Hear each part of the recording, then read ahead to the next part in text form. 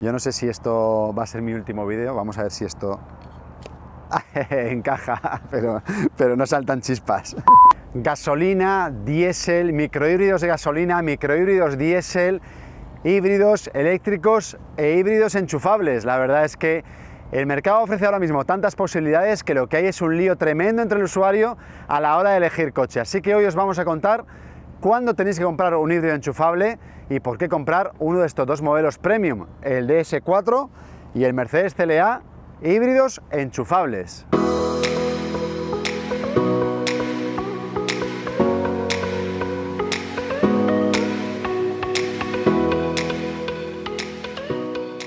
Un híbrido enchufable, ¿qué es y cuándo es lo mejor para nuestro día a día? Pues bueno, ¿qué es? Es muy fácil, es un coche que tiene un motor gasolina o diésel, casi todos los que hay en el mercado son gasolina, no os asustéis, que además tiene una batería eléctrica para hacer unos 50, 40, 60 kilómetros, depende del modelo. Por tanto, son coches que nos sirven para hacer un día a día eléctrico y después tener un motor de gasolina para el resto de recorridos. ¿Cuándo tenemos que comprarlo? Por ejemplo, si queremos un coche eléctrico pero nos da un poco de agobio el tener que viajar y poder recargar o no poder recargar por el camino, esta es una excelente solución. Tenemos un coche que cada día es eléctrico porque lo recargamos cada día para hacer esos 40 o 50 kilómetros y luego tenemos un motor de gasolina para viajar sin ningún tipo de agobios. ¿Cuándo se puede comprar también? Cuando necesitamos un coche con etiqueta cero. Hay ciudades en las que la etiqueta cero tiene muchas ventajas, por ejemplo, aparcar gratis en el centro y ahorrarnos la plaza de aparcamiento. Pues estos coches son ideales porque tienen mejor uso que un eléctrico, es decir, un eléctrico siempre vamos a tener que buscar puntos de recarga y en estos casos podemos seguir circulando con gasolina una vez se acaba la electricidad. ¿Qué es importante saber para comprar este tipo de coches? Que tenemos que tener un punto de recarga preferentemente en casa. Esto es como un teléfono móvil, hay que cargarlo casi cada noche. Por tanto, en casa o en el trabajo, pero preferentemente en casa porque así llegamos por la noche, lo enchufamos y si lo programamos siempre se va a cargar con la tarifa nocturna, que es la más económica y es la más conveniente para el mercado eléctrico. Si ponemos estos coches a consumir cuando hay una alta demanda de electricidad, pues al final el medio ambiente va a sufrir porque esa electricidad extra hay que producirla de una manera que no siempre es ecológica y por la noche habitualmente casi todas las fuentes de generación son más limpias, ¿no? Vamos a hablaros también un poco de diseño. Ya sabéis que a mí me encanta el diseño de los automóviles porque me gusta. Creo que fabricar un coche feo y un coche bonito cuesta lo mismo y los coches bonitos son más satisfactorios y se venden más. Y este coche lo es. El DS4 es una auténtica preciosidad, es un trabajo de diseño de Thierry Métraux, que es un diseñador francés, que es el jefe de diseño de esta marca, que lo está haciendo fenomenalmente bien. Tiene muchas cosas interesantes, una parrilla con acabado diamantado, estas luces LED que bajan por aquí, que son realmente originales, un contorno lleno de trazos, lleno de aristas que se cruzan y demás, y una trasera francamente muy llamativa. A mí es un coche que me gusta mucho y por eso hace que dudemos muchas veces entre comprarnos pues un clásico premium alemán como puede ser este Mercedes o Audi o BMW y un modelo como el DS que técnicamente está muy bien, luego lo veremos por dentro y es una auténtica expresión de lujo lo que hay por dentro, pero es que además estéticamente es un coche muy llamativo. Así que me gusta mucho. DS ha decidido que sea un 5 puertas, que no sea un crossover. Hay una versión cross, pero realmente la altura de la carrocería es la misma y es simplemente un compacto con las llantas más grandes, tiene unas llantas de 19 o 20 pulgadas muy llamativas. Esto nos lleva a hablar también del Mercedes CLA. Esta es la segunda generación, por eso a lo mejor no nos llama tanto la atención, pero este coche cuando salió fue un pelotazo y la verdad es que incluso hoy en día es el segundo Mercedes más vendido en Europa. Primero es el Clase A, luego este CLA y luego el GLA, el sub también pequeño de la marca. Y es que cuando Mercedes se puso o entró en este segmento lo hizo con todas las de la ley, ¿no? Con varios modelos, entre ellos este CLA que es un coupé de 4 puertas. Ese formato que además inventó Mercedes con el CLS, llevaba un segmento del mercado más pequeño. Y esta segunda generación tiene muy buenas noticias porque el primero se quedaba un poco pequeño por dentro, pero en este, conservando todo el atractivo de la carrocería, el coche por dentro tiene mucho más espacio y es más confortable y tiene más maletero. Así que es un coche que nos gusta mucho y que además también se vende en versión familiar, para los que queremos de vez en cuando llevar alguna bici o algún trasto, ¿no? Los que somos un poco trasteros y queremos un poco más de espacio. Pero a mí, en esta configuración coupé, también es un coche que me gusta mucho. Antes de conducirlos y conocerlos un poco más a fondo, os voy a contar 3 cosas clave que tenéis que mirar siempre que compréis un coche híbrido enchufable. A ver si me acuerdo de las 3, que las 3 son importantes. La primera, todos tienen una reducción significativa de maletero. En este caso, el Mercedes ha perdido casi 60 litros y el DS unos 50. Los dos se quedan en 390 litros, que es bastante para un uso familiar. Para ir 4 pasajeros, si vamos bien de equipaje, yo creo que podemos viajar habitualmente sin pegas y es un maletero muy utilizable en el día a día. Pero es algo que tenéis que revisar cuando compréis un híbrido enchufable, porque no todos, aunque sean grandes por fuera, al poner las baterías suelen perder un poquito de capacidad. El segundo aspecto a revisar es la mecánica. En los híbridos hay 2 tipos de mecánica. Vamos a resumirlo rápidamente en con turbo y sin turbo.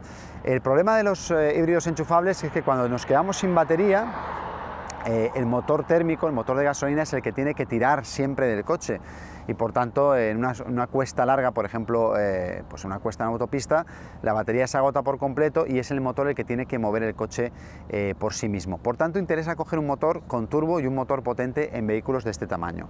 Aquí estamos con un 1400 de 160 caballos y aquí estamos en el DS con un 1600 de 180 caballos. Son motores que los dos dan bastante potencia para, en esas situaciones donde necesitamos más fuerza, que el coche responda y que podamos ir sin ninguna pega con él. Y el tercer aspecto que tenemos que mirar es el depósito de combustible. Y es que los híbridos enchufables tienen una cosa muy peculiar, que es que la gasolina puede incluso caducar dentro del depósito y provocar problemas y averías. Por lo tanto, muchas veces, aunque rodemos en eléctrico, se conecta el motor de gasolina simplemente para ir consumiendo el combustible. La recomendación es llevar siempre un cuarto de depósito como máximo y no llenarlo a tope. Pero a la hora de viajar, estos dos coches tienen 39 y 45 litros de depósito. Es un depósito que no es muy grande, pero sí que es suficiente para hacer, por ejemplo, 400, 500 kilómetros sin necesidad de repostar. No es el caso de todos los híbridos enchufables. Hay algunos que tienen un depósito más reducido y por tanto nos obligan a repostar más veces. Pero en estos dos casos salen muy bien parados los coches porque tienen bastante maletero, tienen un buen motor de gasolina con turbo y tienen un depósito de gasolina más que suficiente para afrontar largos viajes. Bueno, pues ya estamos al volante del Mercedes CLA y yo sé que muchos ya estaréis pensando, bueno, sí, oye, muy buenos los dos, pero ¿cuál te gusta más o cuál te comprarías? Es difícil elegir y yo creo que hay una elección adecuada para cada tipo de cliente. Por ejemplo, ¿en qué es mejor el Mercedes? El Mercedes tiene más batería, tiene casi 16 kilovatios de batería y por tanto tiene más autonomía eléctrica, tiene 60 y pico kilómetros homologados, 67 para daros el dato exacto, y habitualmente conseguimos 50, 48, 50 y alguno con cierta facilidad. Por tanto, si vamos a hacer recorridos diarios en el entorno de esas cifras, si vamos a hacer 30 nos da igual cualquiera de los dos, pero si vamos a hacer 50 kilómetros, mejor el Mercedes que el DS porque va a tener mayor autonomía eléctrica. En cambio, el Mercedes pierde mecánica en el sentido de que su motor gasolina no es tan potente ni tiene tanta cilindrada como el del DS. Consigue mejores prestaciones cuando la batería está cargada por una mejor gestión de la potencia eléctrica, pero cuando la batería está descargada este coche penaliza porque tiene con menos potencia y menos par motor, pues tiene que arrastrar el mismo peso en los dos casos. Por tanto, si en nuestros recorridos vamos a tener muchas cuestas o vamos a hacer habitualmente puertos de montaña, mejor el DS porque tiene un motor más potente, ¿no? Aparte de la parte mecánica, bueno, ya sabéis que los dos son de tracción delantera, caja automática de 8 velocidades, de tipo doble embrague en el Mercedes y de tipo convencional de convertidor de par en el DS. El interior, a mí es curioso porque las calidades me gustan más las del DS, pero la ergonomía interior del Mercedes está mejor trabajada, es decir, encontramos las cosas donde es habitual encontrarlas sin ningún esfuerzo estético en el diseño, es decir, está todo muy bien diseñado y no cuesta nada encontrarlo, ¿no? En cuanto nos acostumbramos a la palanca de cambios aquí en la columna de dirección es muy fácil de usar, el limpiaparabrisas está en este lado, las tomas de aire permiten dirigir muy bien el aire de cara al piloto y al copiloto, al conductor y al pasajero. Es decir, el volante tiene una configuración táctil muy fácil de usar y eso que no son botones, algunos son de tipo sensitivo, cuando los pasas por encima puedes recorrer cosas. o sea, recorrer menús, y el cuadro de mandos es muy fácil de leer. Yo creo que todo este interior, la parte del salpicadero está mejor resuelta en el Mercedes que en el DS. En cambio, en el DS son mejores los asientos y el confort que proporcionan. Y luego en marcha la verdad es que las diferencias son casi de matiz. Resulta que este coche tiene la suspensión más dura, pero el neumático absorbe mejor las irregularidades del asfalto y por tanto no es incómodo. En cambio el DS tiene una suspensión más suave, pero como la llanta es más grande tiene menos perfil de neumático y algunos baches se notan más, ¿no? Centrándonos únicamente en el Mercedes, a ver que tenemos aquí un poquito de lío de tráfico. La verdad es que la suavidad y el confort con el que funcionan estos coches en modo eléctrico es una auténtica maravilla. En carretera hemos hecho mucha carretera con este coche, hemos hecho unos 7,7 litros de promedio sin batería, es decir, una vez descargada la batería hemos puesto el marcador a 0 para saber cuánto consume cuando no tiene batería, y consume entre 7 y 7 litros, dependiendo si hacemos autovía o hacemos carretera, que es un consumo alto, pero hay que tener en cuenta que no son coches diseñados para hacer sobre todo carretera o autovía, sino para hacer en su día a día sobre todo recorridos urbanos, ¿no? Súper confortable en carretera, todo hay que decirlo. Y en cuanto a estabilidad, este coche, el CLA, ha mejorado mucho en confort con recorridos de suspensión más largos con respecto a la generación anterior. Todavía no estamos en el confort de un clase C, ¿no? Que es un poco, junto con el clase E, yo creo que los reyes de hacer carretera conduciendo. Los clase S ya son coches como más grandes, ¿no? Como que exigen un poquito más de atención al conductor. Pero este CLA ya está mucho más cerca del clase C que antes, siendo un modelo completamente diferente. Tracción delantera, menos aislamiento acústico, un coche más básico en cuanto a su mecánica, pero en cambio el rendimiento es muy bueno. Y mucha gente se compra este CLA en lugar del clase C, por ejemplo, por la facilidad de aparcamiento. La gente que vive en el centro de las ciudades, no todo el mundo tiene plazas de aparcamiento muy grandes, porque no lo son en los edificios antiguos, ¿no? Y un clase C empieza a ser un coche ya de un tamaño bastante grande. Por tanto, en lugar de ese modelo podemos comprar un CLA, tener esa etiqueta 0 por un precio muy competitivo, en torno de los 40-50.000 euros podemos tener este coche con etiqueta 0, que es unos 8 o 10.000 euros más de lo que cuesta, pues por ejemplo, pues ¿qué diría yo? Un Seat León, un Renault Megane o un Opel Astra con mecánica híbrida enchufable. Podemos tener un modelo premium por un coste adicional razonable, sobre todo en las tarifas mensuales, y que con etiqueta 0 y que cabe bien en las plazas de garaje. Este es un coche que se maneja muy bien, tanto en ciudad como en carretera. El interior del Mercedes, la verdad es que mola, es un sitio donde se está a gusto y se nota que Mercedes tiene una gran experiencia haciendo modelos premium, porque es un sitio donde gusta estar. Tiene una doble pantalla, que además Mercedes fue de las primeras marcas en unir la pantalla del cuadro de relojes con la del equipo multimedia, y la verdad es que funciona muy bien. Y eso que no es tan apabullante como en otras marcas, sino que hace su función de manera muy discreta. Luego las tomas de aire tienen un diseño muy bueno, hay teclas para la climatización, que a mí es algo que me gusta. El volante está muy conseguido, hay asientos eléctricos con mando aquí en la puerta y una zona central más o menos limpia, porque el cambio de marchas está en la columna de dirección, que es algo muy habitual en los modelos de Mercedes. Y aquí en el centro hay un panel táctil desde el que podemos manejar casi todo lo que tenemos en la pantalla. Una pantalla que también es táctil. En el anterior modelo del CLA no lo era, pero ahora en todos los modelos de esta serie sí que lo es. Más detalles, pues bueno, el acabado AMG es más deportivo, presenta unos asientos con un contorno mucho más tipo competición, que agarran mejor, pero ojo con estos asientos porque no son para todo el mundo. Por una parte son un poco estrechos para la espalda, y por otra el mullido puede ser un poco duro para viajes largos, así que si queremos este CLA para hacer muchos kilómetros en carretera, mejor elegir el pack AMG, solo el exterior, y el interior dejarlo como viene de serie, o bueno, por lo menos probar estos asientos antes de comprarlo. No son incómodos, pero desde luego no son tan cómodos como es habitual en una berlina Mercedes.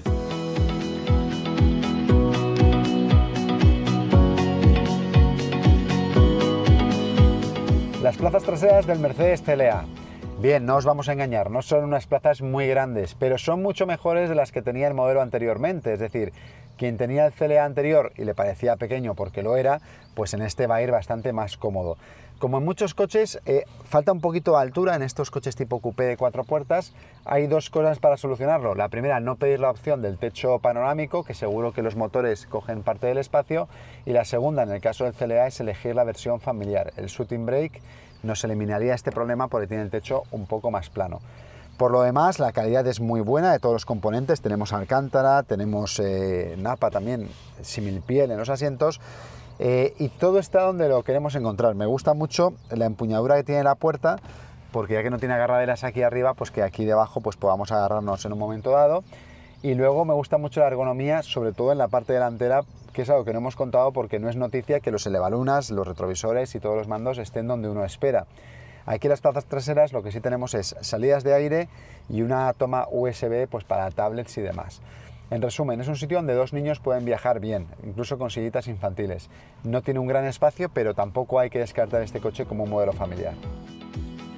Vamos a ver el maletero de este Mercedes CLA. Una cosa curiosa es que aquí en el logotipo también está la cámara de marcha atrás. Cuando ponemos marcha atrás se mueve el logotipo y sale la cámara de manera que no se ensucia en el día a día. Bueno, en el coche en sí, la verdad es que el maletero sorprende porque es muy profundo. No es muy alto, os decía antes que las baterías están en la parte de abajo y por tanto ha perdido algo de altura, pero sí es muy profundo, por eso hemos dejado esa caja ahí al fondo para que se vea que incluso a mí me cuesta bastante llegar hasta el final. Para reclinar los asientos tenemos estos dos tiradores desde aquí, de manera que tenemos una superficie mucho más amplia en la que poder cargar cosas, pero realmente es un maletero que es para mucho más que el día a día. Es decir, antes os decía que hay que tener en cuenta los maleteros cuando se compra un híbrido enchufable, y en este caso estamos ante un buen maletero, apenas pierde capacidad en un coche como este. Estamos ahora a los mandos del DS y desde los primeros metros, por esta carretera adoquinada en la que estamos ahora, ya se nota que hay más confort, es decir, que la suspensión absorbe mejor y sobre todo que el ruido que llega al interior es muy bajo. Voy a comprobar una cosa, y es que los cristales son dobles, es decir, igual que el delantero es laminado, los laterales también, y eso hace, pues como en una casa, ¿no? Si tenemos un doble cristal hay mejor aislamiento térmico y acústico, ¿no? Y es algo que se consigue en este coche, que además lleva los cristales laminados en las 4 ventanillas, ¿no? Haciendo de este interior pues un sitio más confortable en el que entra menos ruido. También son muy confortables los asientos, no solo por esa piel de alta calidad que hemos comentado, sino porque el mullido es muy suave y por tanto podemos tener un coche, viajar con mucho confort, muchos kilómetros sin ninguna pega, ¿no? A nivel mecánico, este coche tiene una batería de unos 13 kilovatios y tiene una autonomía eléctrica de 52 kilómetros, y por tanto tiene menos autonomía eléctrica que el Mercedes, es decir, pues casi un 20% menos de autonomía eléctrica. Parece que no, pero es una cifra significativa. Se junta aquí con que el Mercedes seguramente es uno de los mejores coches de su clase ahora mismo en cuanto a autonomía eléctrica, porque tiene más de 60, que no es lo habitual es tener algo más de 50. Aún así, para nuestro día a día, si con ese número de kilómetros está bien, este coche es más que suficiente, ¿no? Y por tanto la autonomía eléctrica, si no vamos a apurar esos 50 kilómetros, tanto nos da uno que el otro, pero sí que tiene un poquito menos que su rival. Lo que sí tiene es un motor más potente, y un motor que además a mí me gusta mucho, el 1600 turbo de Stellantis. Tiene varias versiones y aquí lleva la de 180 caballos, que cuando nos quedamos con la batería agotada en carretera funciona muy bien, muy bien.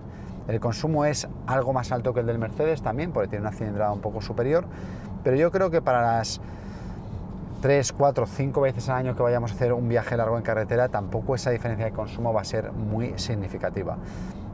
Una cosa interesante, por ejemplo, es que esta batería puede cargar hasta 7,4 kilovatios de fuerza, y la del Mercedes carga hasta 22 kilovatios de fuerza. Es decir, en un momento que estemos viajando y queramos recargar en un punto de recarga o en un restaurante o algo así, el Mercedes va a cargar un poquito más deprisa la batería que este coche, que a lo mejor mientras estamos comiendo este coche no se carga y el Mercedes sí se cargaría. El equipo multimedia es bueno, pero también tiene órdenes vocales, pero tampoco es tan fluido como el de la marca alemana. Y en cambio algunas cosas, como por ejemplo el tacto del volante y algunas piezas con un diseño muy bonito que a mí me gustan más, ¿no? En cuanto a la marcha, es netamente más silencioso, es mucho más confortable y también es muy estable y es lo rápido que queramos que sea. Lo hemos llevado también por carretera, tanto esta unidad como otras con las que hemos hecho muchos recorridos, y la verdad es que a mí es un coche que me gusta mucho cómo va en carretera porque no penaliza mucho el tener unas llantas grandes, es decir, sí que algunos baches se notan más, pero en general el sonido que llega al conductor es muy suave. Por tanto, esta sería la opción más confortable de los dos modelos que estamos probando hoy. Estamos ahora en el interior del DS4 y la verdad es que se nota que la marca acaba de llegar al mercado premium y tiene muchas ganas de impresionar. Es el último en llegar al baile y tiene que hacerlo de la mejor manera posible, ¿no? Se nota mucho los materiales, los asientos son de un cuero estupendo, pero muy bueno. Nada que ver con la similpiel o la piel ecológica, como se llama ahora, que llevan algunos rivales. Pero en estas ganas de hacerlo todo nuevo, todo diferente y todo bien, hay alguna cosa que no nos ha gustado tanto, como por ejemplo la ergonomía de las puertas. Es muy bonita, pero se le van a estar en una posición un poco alta, los retrovisores hay que buscarlos en el salpicadero, o incluso para la apertura tenemos aquí la maneta y aquí la parte es de donde cogerlo. Eso no está tan bien resuelto como en otros modelos. En cambio el cuadro de relojes está muy bien. Hay una pantalla bastante ancha multimedia y una pantalla digital en el cuadro que se ven bastante bien. No nos gusta, por ejemplo, que algunos mandos del climatizador solo se pueda hacer a través de la pantalla, no con los botones, aunque hay algunos mandos que sí que del clima que sí que están aquí. Y hay una pantalla central aquí muy parecida a la que tiene la superficie táctil de Mercedes, pero esta superficie táctil no mueve la pantalla como ocurre en el Mercedes, sino que solo sirve para memorizar algunos gestos y con ellos pues poder, por ejemplo, llamar a casa o ir a casa con el navegador o memorizar algunos gestos en esta parte de aquí, ¿no? Por lo demás es un ambiente bastante bueno, con muy buena visión hacia todas partes, pero sobre todo si me tengo que quedar con algo es con los asientos, muy cómodos y con una piel de primerísima calidad.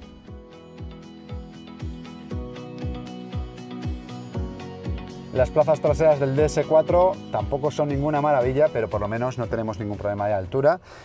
Sí un poquito de longitud, aunque en este caso el asiento está puesto para mi talla, que es un poco más alta de lo habitual, y lo que sí destaca es la calidad de los materiales empleados, es decir, el mismo cuero de altísima calidad, pero por ejemplo los asientos, la parte posterior está también revestida en cuero del mismo color, tenemos dos tomas para carga USB, salidas de aire, redecillas en los asientos, es decir, un ambiente muy cuidado, y además aquí sí que podemos agarrarnos perfectamente en estos agarradores que tenemos aquí en la puerta, que por cierto no tienen percha. Lo habitual es que tengan un pequeño tirador para una percha, que sea muy habitual en el usuario de este coche, ¿no? que vaya con traje o con americana.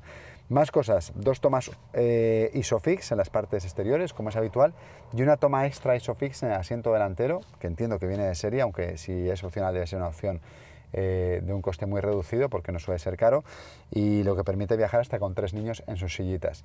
En resumen, un espacio más desahogado que en su rival en este caso, no es el mejor de esta categoría de coche, pero desde luego también se puede viajar perfectamente en este DS4. El maletero del DS4, que puede tener portón de apertura eléctrica, aunque en esta unidad no lo lleva incorporado, es bastante amplio, también tiene esos 390 litros que tiene el Mercedes y es de un tamaño más convencional, más cuadrado, no es tan profundo y es más alto. Tiene más fácil acceso para dejar bultos grandes y, como en el caso de Mercedes, tampoco tiene un sitio específico para los cables, sino un pequeño maletín, que en este caso pues es este tan elegante que nos incorpora DS en todos sus coches híbridos enchufables y eléctricos. Por supuesto se pueden reclinar los respaldos traseros y podemos tener un volumen de carga más grande, es decir, al final tenemos un espacio adecuado para viajar sin muchas maletas, pero sí que es un coche con maletero suficiente para que 4 pasajeros viajen sin pegas.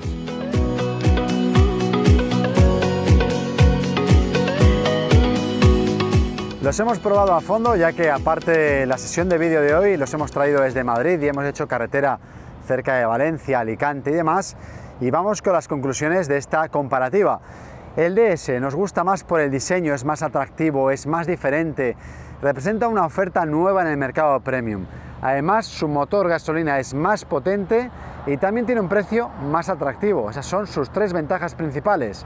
En cuanto al Mercedes, el Mercedes es la opción más clásica, aunque esta carrocería es muy llamativa, este coupé de 4 puertas. En este caso tenemos una batería más grande y con mayor rango eléctrico, y tenemos también un interior con mejor ergonomía y un equipo multimedia mucho más fácil de usar por un precio que también es competitivo, aunque si empezamos a cargarlo con opciones es muy superior al del DS. Por tanto, la elección depende de los gustos de cada uno. Estamos ante los dos híbridos enchufables premium más atractivos del mercado en este momento.